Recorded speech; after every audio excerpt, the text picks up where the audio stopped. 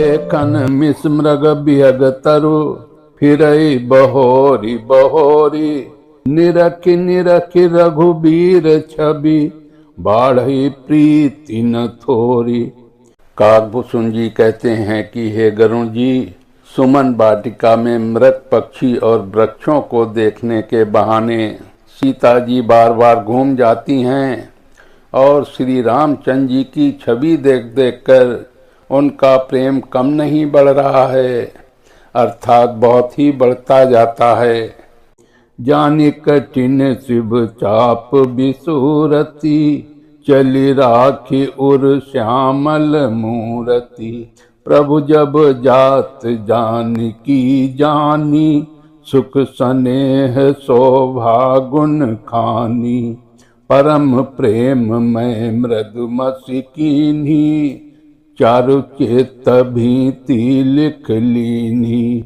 गई भवानी भवन बहोरी, बंदी चरण बोली कर जोरी।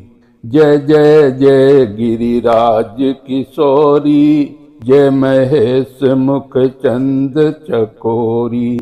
जय गज बदन सडानन माता, जगत जननी दामिनी दुत गाता। नहीं तब आदि मध्य अवसाना, अमित प्रभाव वेद नहीं जाना।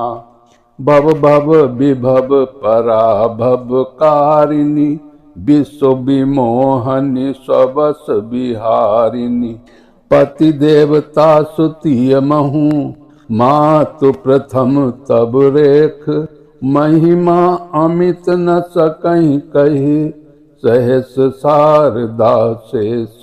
शिव जी के धनुष को कठोर जानकर वे मन में विलाप करती हुई हृदय में श्री रामचंद्र जी की सामली मूर्ति को रखकर चली। शिव जी के धनुष की कठोरता का स्मरण आने से उन्हें चिंता होती थी कि ये सुकुमार रघुनाथ जी उसे कैसे तोड़ेंगे। पिता के प्रण की स्मृति से उनके हृदय में क्षोभ था ही, इसलिए मन में विलाप करने लगी। प्रेम बस ऐश्वर्य की विस्मृति हो जाने से ही ऐसा हुआ। फिर भगवान के बल का स्मरण आते ही वे हर्षित हो गईं और सामली छवि को हृदय में धारण करके चली। प्रभु श्री रामचंद्र जी ने जब सुख स्नेह शोभा और गुणों की खान श्री जानकी जी को जाती हुई जाना, तब परम प्रेम की कोमल स्याही बनाकर उनके स्वरूप को अपने सुंदर चित्त रूपी भित्ति पर चित्रित कर लिया। सीता जी पुनः भवानी के मंदिर में गईं और उनके चरणों की वंदना करके हाथ जोड़कर बोली, हे श्रेष्ठ पार्वती जी के राजा हिमांचल की पुत्री पार्वती, आपकी जय हो जय हो। हे महादेव के मुख रूपी चंद्रमा की ओर टकटकी लगाकर देखने वाली चकोरी, आपकी जय हो। हे हाथी के मुख वाले गणेश जी और 6 मुख वाले स्वामी कार्तिक जी की माता, हे जगत जननी, हे बिजली की सी कांतियुक्त शरीर वाली, आपकी जय हो। आपका न आदि है, न मध्य है और न अंत है। आपके असीम प्रभाव का भेद भी नहीं जानते। आप संसार को उत्पन्न पालन और नाश करने वाली हैं, विश्व को मोहित करने वाली और स्वतंत्र रूप से विहार करने वाली हैं। पति को इष्ट देव मानने वाली श्रेष्ठ नारियों में हे माता, आपकी प्रथम गणना है। आपकी अपार महिमा को हजारों सरस्वती और शेष जी भी नहीं कह सकते। सेवत तो ही सुलभ फल चारी, वरदायनी पुरारी प्यारी। देवी पूजी पद कमल तुम्हारे, सुर नर मुनि सब होहि सुखारे। मोर मनोरथ जानहु नीके, बसहु सदा उरपुर सब ही के। किन्हु प्रगट न कारण तेहि, अस कहि चरण गहे बैदेहि। विनय प्रेम बस भई भवानी, खसी माल मूरति मुस्कानी। सादर सिंह प्रसाद सिर धरयो, बोली गौरी हरस हिय भरयो। सुन सिय सत्य आशीष हमारी, पूजे मन कामना तुम्हारी। नारद बचन सदा सुचि साचा, सो बरु मिली जाहि मनुराचा। हे भक्तों को मुँह मांगा वर देने वाली, हे त्रिपुर के शत्रु शिव जी की प्रिय पत्नी, आपकी सेवा करने से चारों फल सुलभ हो जाते हैं। हे देवी, आपके चरण कमलों की पूजा करके देवता, मनुष्य और मुनि सभी सुखी हो जाते हैं। मेरे मनोरथ को आप भली भांति जानती हैं, क्योंकि आप सदा सबके हृदय रूपी नगरी में निवास करती हैं। इसी कारण मैंने उसको प्रकट नहीं किया। ऐसा कहकर जानकी जी ने उनके चरण पकड़ लिए। गिरजा जी सीता जी के विनय और प्रेम के वश हो गई। उनके गले की माला खिसक गई और मूर्ति मुस्कुराई। सीता जी ने आदर पूर्वक उस प्रसाद माला को सिर पर धारण किया। गौरी जी का हृदय हर्ष से भर गया और वे बोली, हे सीता, हमारी सच्ची आशीष सुनो, तुम्हारी मनोकामना पूरी होगी। नारद जी का वचन सदा पवित्र, संशय भ्रम आदि दोषों से रहित और सत्य है। जिसमें तुम्हारा मन अनुरक्त हो गया है, वही वर तुमको मिलेगा। मनु जाहि राचु मिली सो बरु, सहज सुंदर सांवरो। करुणा निधान सो जानुशील, स्नेहु जानत राबरो। यही भांति गौरी आशीष सुनि सिंह, सहित हिय हर सिंह अली। तुलसी भवानी पूजी पुनि पुनि, मुदित मन मंदिर चली। जानि गौरी अनुकूल, सिंह हिय हरस न जाई कही। मंजल मंगल मूल, बाम अंग फरकन लगे। जिसमें तुम्हारा मन अनुरक्त हो गया है, वही वर तुमको मिलेगा। वो दया का खजाना और सुजान सर्वज्ञ है, तुम्हारे शील और स्नेह को जानता है। इस प्रकार गौरी जी का आशीर्वाद सुनकर जानकी जी समेत सब सखियां हृदय में हर्षित हुईं। तुलसीदास जी कहते हैं, भवानी जी को बार बार पूछकर सीता जी प्रसन्न मन से राजमहल को लौट चली। गौरी जी को अनुकूल जानकर सीता जी के हृदय में जो हर्ष हुआ, वो कहा नहीं जा सकता। सुंदर मंगलों के मूल उनके बाएं अंग फड़कने लगे। हृदय सराहत सीयलो नाई, गुरु समीप गवने दो भाई। राम कहा सब कौसुक पाही, सरल स्वभाव छुअत छल नाही। सुमन पाई मुनि पूजा कीन्ही, मुनि आशीष दोह भाईन दीन्ही। सुफल मनोरथ हों तुम्हारे, राम लखन सुनि भय सुखारे। करिबो जन मुनिवर विज्ञानी, लगे कहन कछु कथा पुरानी।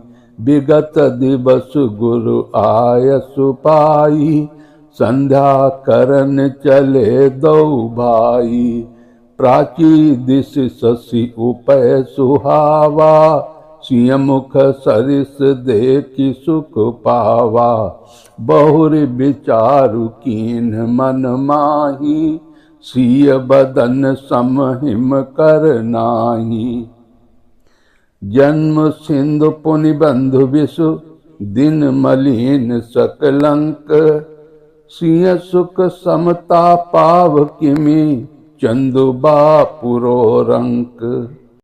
हृदय में सीता जी के सौंदर्य की सराहना करते हुए दोनों भाई गुरु जी के पास गए। श्री रामचंद्र जी ने विश्वामित्र से सब कुछ कह दिया, क्योंकि उनका सरल स्वभाव है, छल तो उसे छूता भी नहीं है।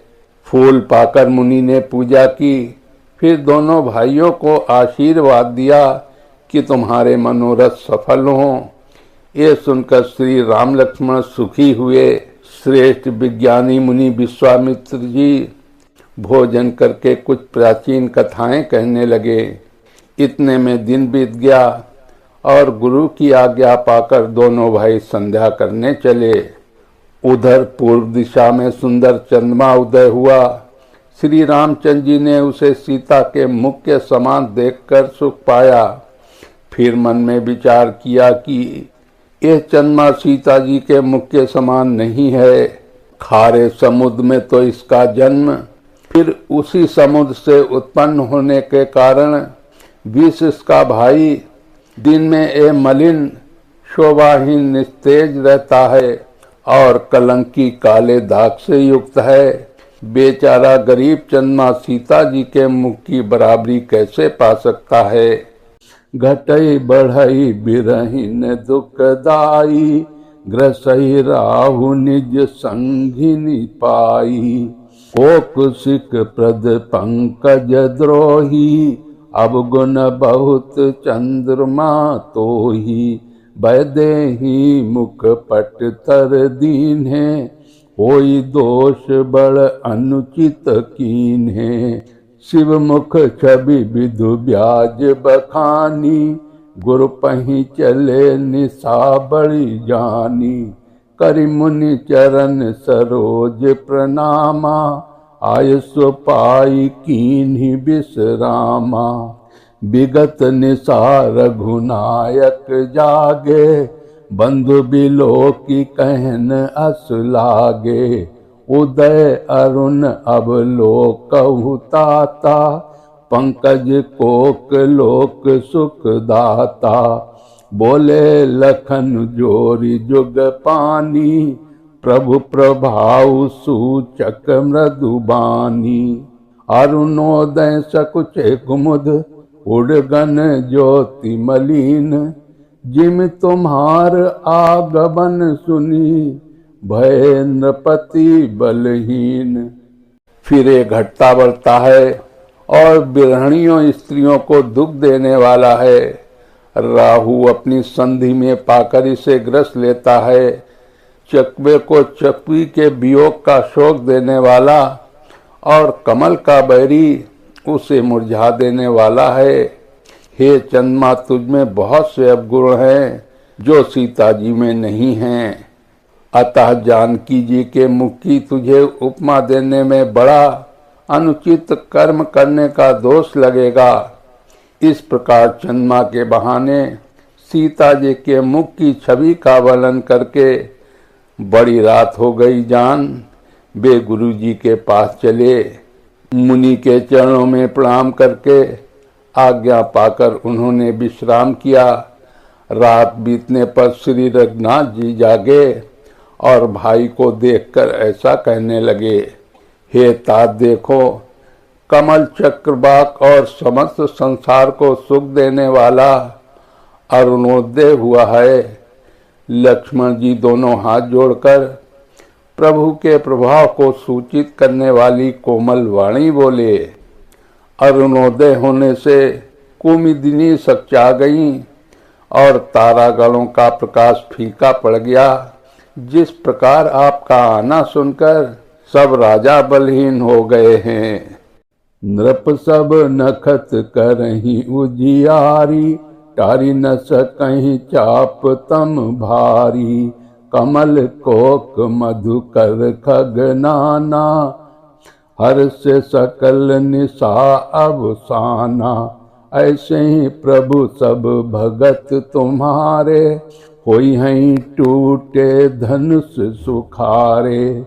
ओयऊ भानु बिनु श्रम तम नासा, दूर नखत जग तेज प्रकाशा। रवि निज उदय ब्याज रघुराया, प्रभु प्रताप सब नपन दिखाया।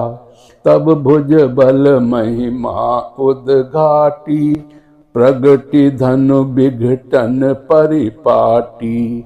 बंधु बचन सुनि प्रभु मुस्काने, होई सुचि सहज पुनीत नहाने, नित क्रिया करी गुर पहि आए, चरण सरोज सुभग सिर नाये। सतानंदु तब जनक बुलाए, कौसुक मुनि पहि तुरत पठाए। जनक विनय तिन्हि आई सुनाई, हर्ष बोल लिए दो भाई। सतानंद पद बंदी प्रभु, बैठे गुर पहि जाई। चलहु तात मुनि कहु तब, पठवा जनक बुलाई। सब राजा रूपी तारे मंद प्रकाश करते हैं, पर वे धनुष रूपी महान अंधकार को नहीं हटा सकते।